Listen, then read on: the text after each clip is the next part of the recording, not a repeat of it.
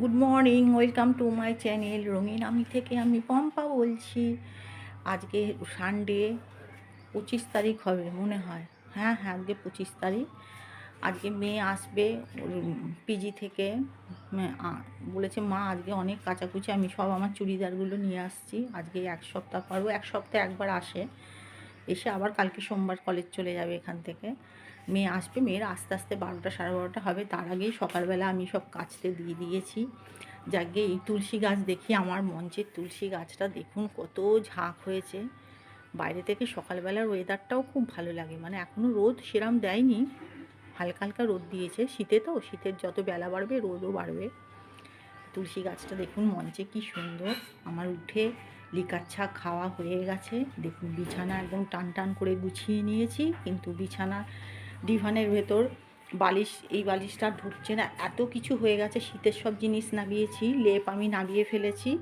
এই দেখুন লেপটা, এই লেপটা আমার সে রাজস্থান থেকে আমি নিয়ে এসেছি, একটা কভার করতে হবে।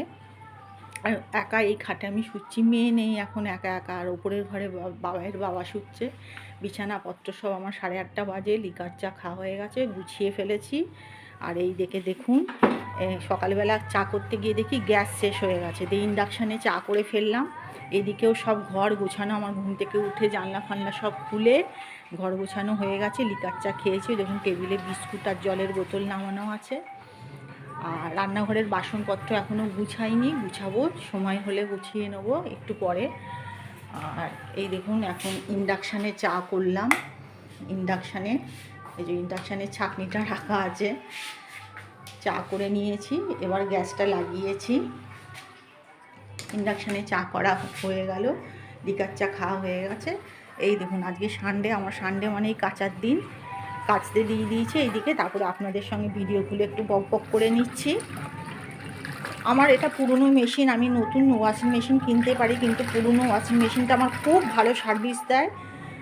এই জন্য আমার এটা হয়তো সেমি অটোমেটিক নয় পুরোটা, মানে ডায়ার্সে আলাদা করে, এই যে ডায়ার্সে আলাদা করে দিতে হয়, এটা ডায়ার্স।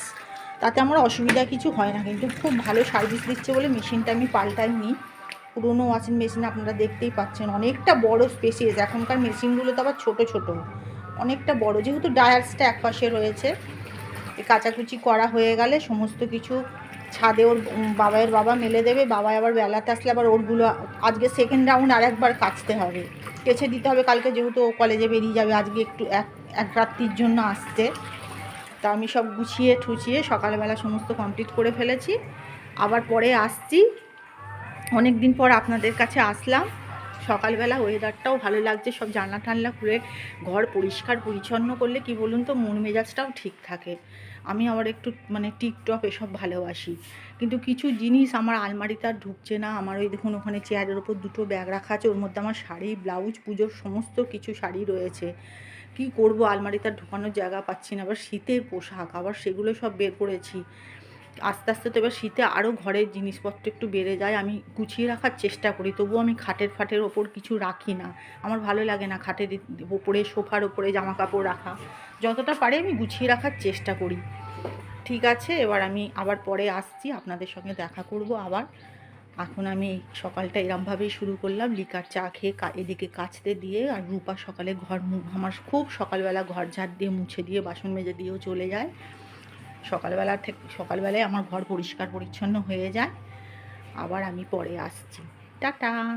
আমার কাঁচা কাঁচা হয়ে গেছে, এবার জল ভরে আবার করছি, ধোয়া হচ্ছে। ধোয়ার সময় 2-4 বার ঘুরিয়ে নিই।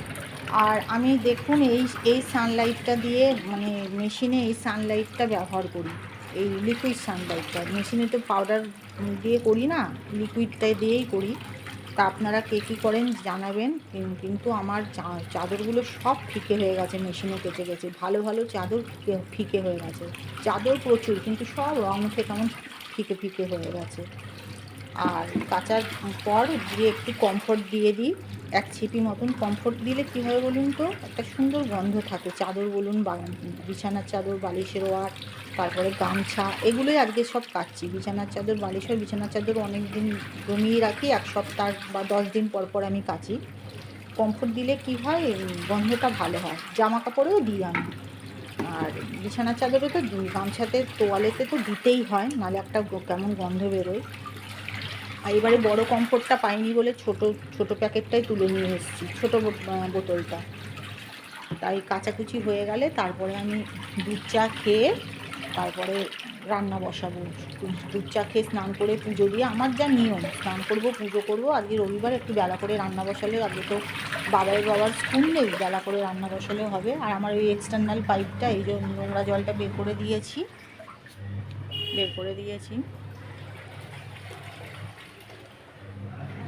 ঠিক আছে, আবার আসছি, একটু একটু করে আমি ভিডিও ক্লিপ দিতে থাকবো, আপনারা দেখতে থাকবেন। আমি অনেক দিন পর আসলাম, ভিডিও করতে আর ইচ্ছে করে না। আপনারা কি বলে, কোনো কমেন্টস করেন না, কোনো কিছু লেখেন না, আমার তার ফলে আর করতে ইচ্ছে করে না। আপনারা উৎসাহ না দিলে কি করে করব বলুন?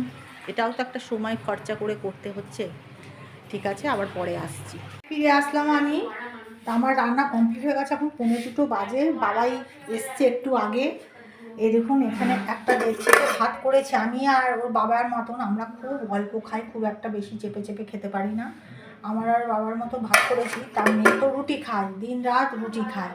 ওর হচ্ছে রুটি, দুপুরের রুটি, রাত্রের রুটি। ভাত একদম খেতে চায় না, জোর করে খাওয়ায়। তা আমি এসে রিকোয়েস্ট করলাম যে বাবাই, আমি আর রুটি করতে পারছি না, তাই ওর জন্য আবার একটু বাসমতি চালের ভাত বসালাম। ও এমনি আমরা বাঁশকাঠি চালের ভাত খাই, সেটা খাবে না। ওর জন্য বাসমতি চালের ভাত বাটিতে করতে দিয়েছি। ভাতটা হলেই আমার কমপ্লিট। এই যে রান্না করেছি, একটু দই কাতলা করেছি। ওর বাবা, মেয়ে তো মাছ খায় না, আমার আর ওর বাবার 2 পিস দই কাতলা। এই যে দইটা একটুখানি ডেলা হয়ে গেছে, দইটাকে আমি যদি আগে ফেটিয়ে নিতাম ভালো করতাম। ধনেপাতা দিয়ে দই কাতলা। আর এই যে ফুলকপির রোস্ট, কাজু বাদাম পোস্ত বাটা দিয়ে ফুলকপির রোস্ট, মটরশুঁটি দিয়ে। আচ্ছা, আর করেছি হচ্ছে ডালের সাথে খাওয়ার জন্য আলু ভাজা, পোস্ত দিয়ে আলু ভাজা। আর লাউ দিয়ে মুগ ডাল। ডালটা খুব সুন্দর হয়েছে। এই দেখুন, আমরা একটু গাঢ় গাঢ় ডাল করি, একটু লাউ দিয়ে মুগ ডাল করেছি। এই ডালটা আমার 2 দিন হয়ে যাবে, আজকাল 2 দিন। মেয়ে তো ডালও খায় না, মানে ওর খাওয়া যে কী আমরা নিজেরাও জানি না। মাছও খাবে না, ও শুধু ফুলকপির রোস্ট আর এই আলু ভাজা দিয়ে হয়তো খাবে। ডাল যদি আজকে লাউ দিয়ে করেছি, যদি 1 হাতা মেখে দিতেও খাবে।